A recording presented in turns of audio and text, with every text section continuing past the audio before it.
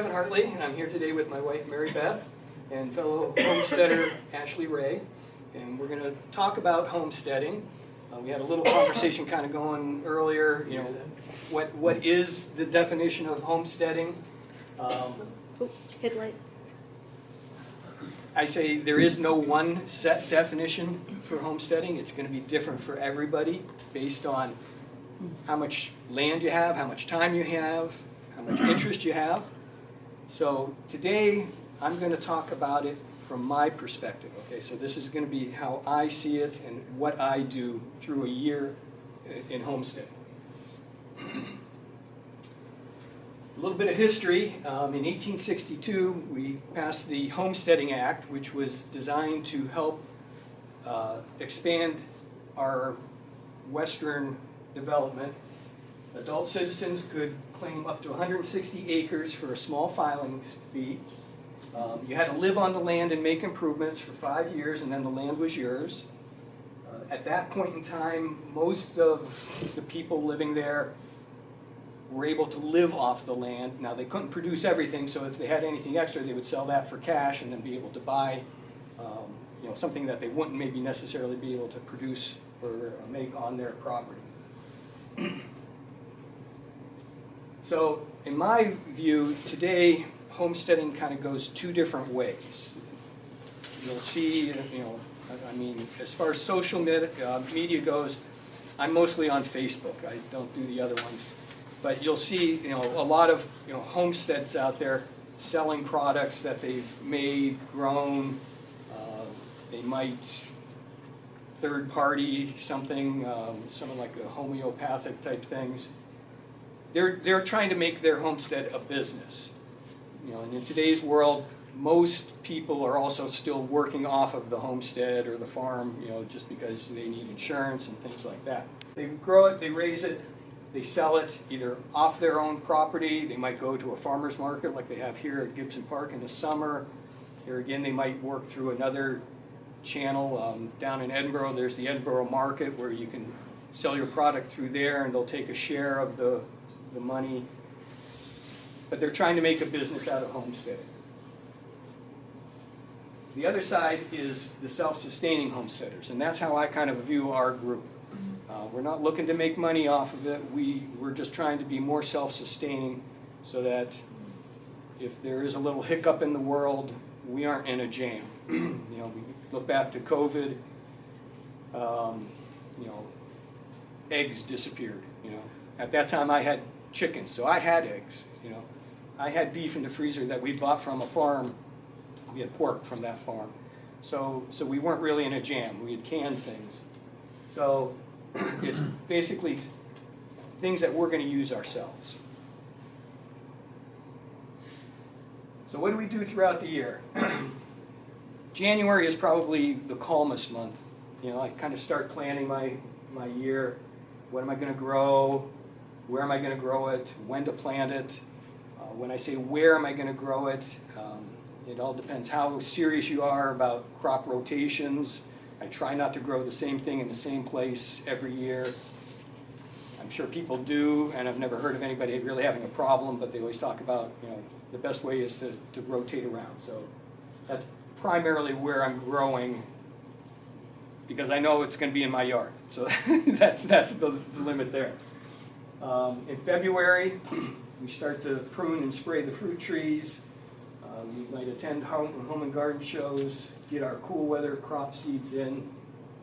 We had this nice warm break here this last week, so I was able to get out, and I only have 4 apple trees, but I did get them sprayed and pruned.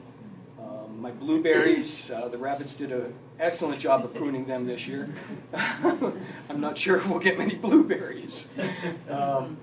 But the garden shows, they're kind of just starting up now.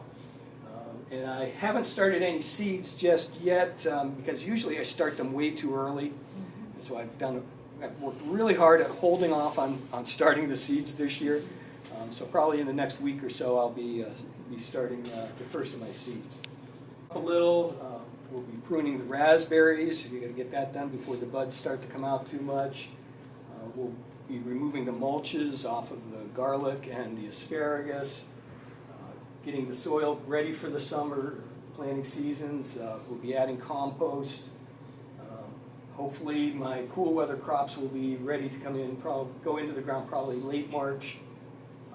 Nice thing about doing it at that time is as it matures, most of the pests aren't out quite that early. So the first crop of broccoli is usually pretty safe. It's that second crop that you gotta fight the pests off. Come April, we'll be planting onions, carrots, and peas. The onions, when I was a kid, we used to always grow from onion sets, and I could never get a good onion. So I don't know when it was, 4 years ago, I came across a company called Berlin Seed. They're down in Berlin, Ohio, and I went down there, and they had I think they call them maybe starts.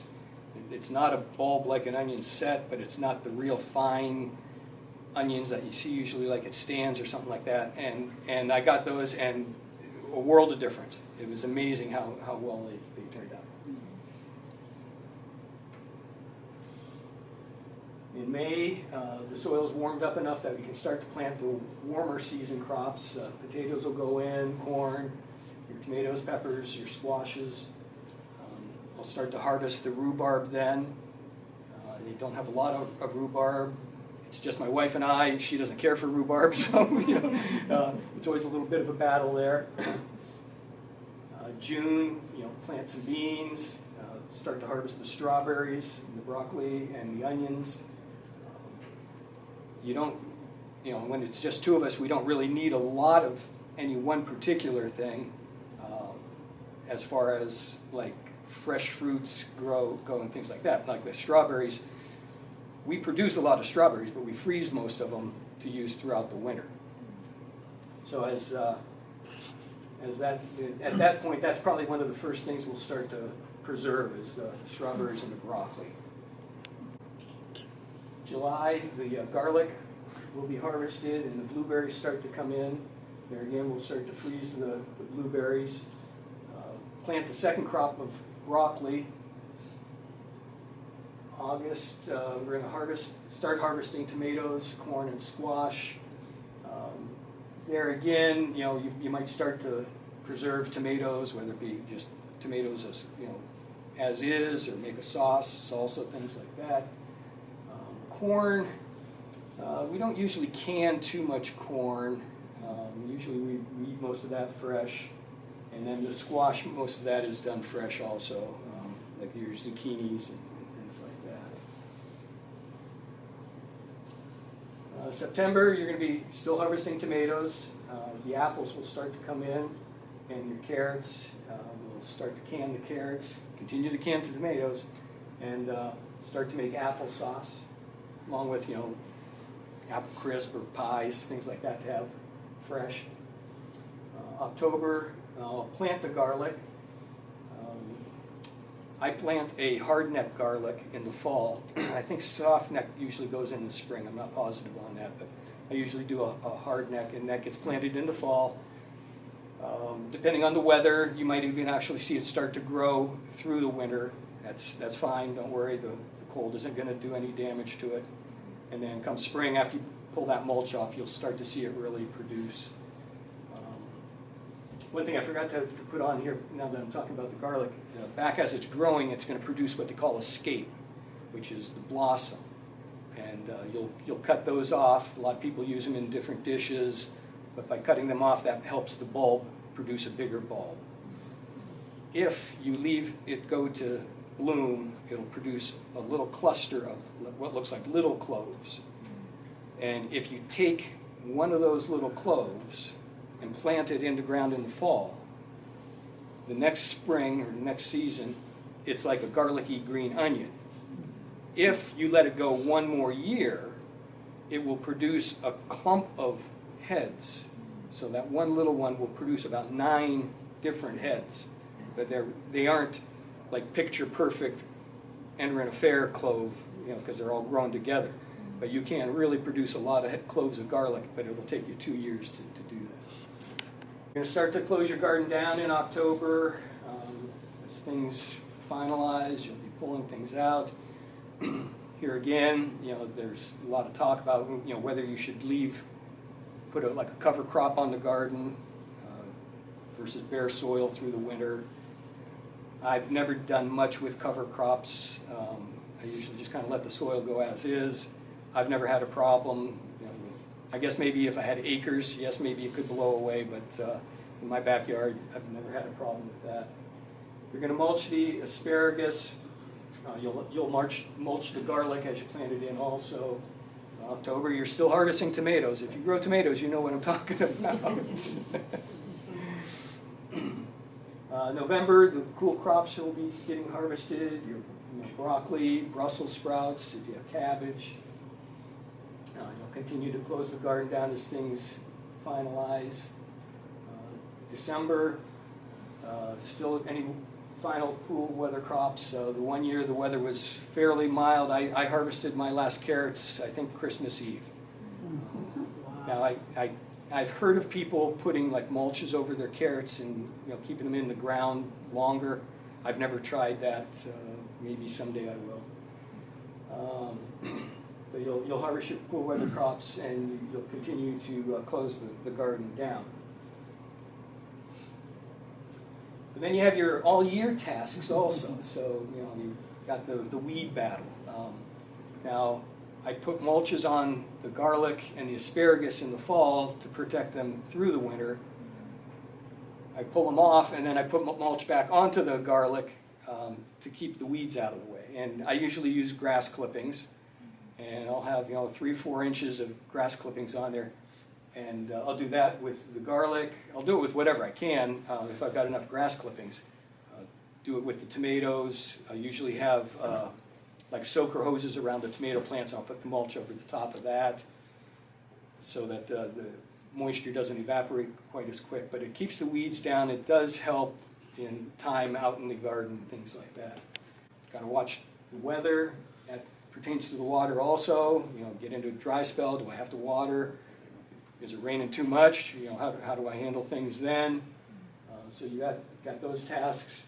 Pests, as I mentioned with the broccoli, you got cabbage moths, and then you got the squash vine borers. So there's always something out there after your garden. Luckily, I'm not bothered too much by animals like rabbits or deer, other than the blueberries this year. But how to control the pests and keep your crop from being damaged there. Tomato hornworm, always another good one. I use a lot of diatomaceous earth as preventative for a lot of things. Just dust it and keep it under control that way. And that's pretty much what I do. Now, I've got a fairly small area. I've got about a half-acre lot. And so I'm not out there a lot every day. If you have more area, more garden, yeah, you could be out there almost every day. One advantage I've got is I'm retired now, so I can do it kind of whenever. A lot of you might not be, and now you got to squeeze it in with work, so it does get a little hectic at times. But that's kind of how I do it in a year. Ashley, you want to come up and talk about canning now? Turn on the lights. I have been canning for quite a few years now.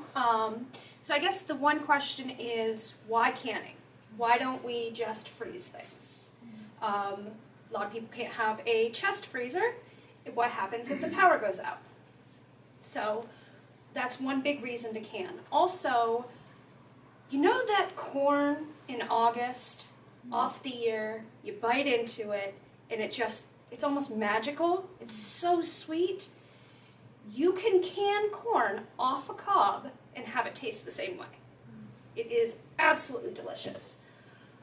So one of the other things is I'm a mom. I work, and I do have a garden.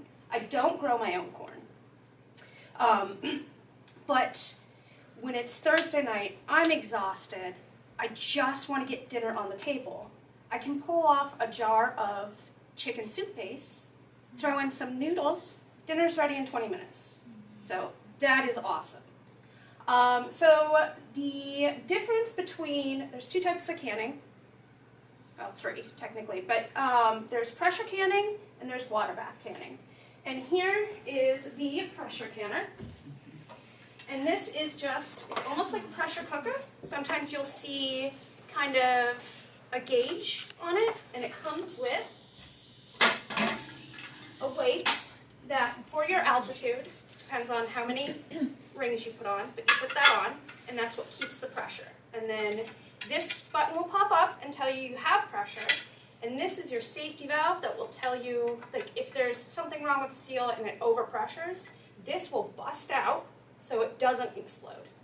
So, don't have to be scared about your pressure canning explode. Any pot that you can fit your cans in, and you want to make sure that has a trivet, or you can even put canning jar rings on the bottom, just so your jars aren't touching the bottom. And you want to have at least 2 inches of water above your jars. Any pot will do. So why would we pressure can versus water bath can? So I am a by the rules person. Now you'll find there are rebel canning groups that say the Amish do it this way, so we can water bath meat for 3 hours and it's safe. That's just not true scientifically. So when you're boiling water, I believe the temperature will only get up to 212 degrees. And for a low acid food, that is not high enough. That's why we need to pressure can it. So anything low acid or anything kind of dense, or when you're mixing things that are low acid and high acid, you're going to want to pressure can it. Now there are recipes for everything. Well, with the caveat of anything dairy and noodles. So anything like that, rice or thickeners, anything like that, you would want to add after you're done canning. But you just heat up, what you have and then throw it in. 20 minutes later, you're good to go. So other benefits of canning. So I mentioned corn. I don't live too far from Banco Farms.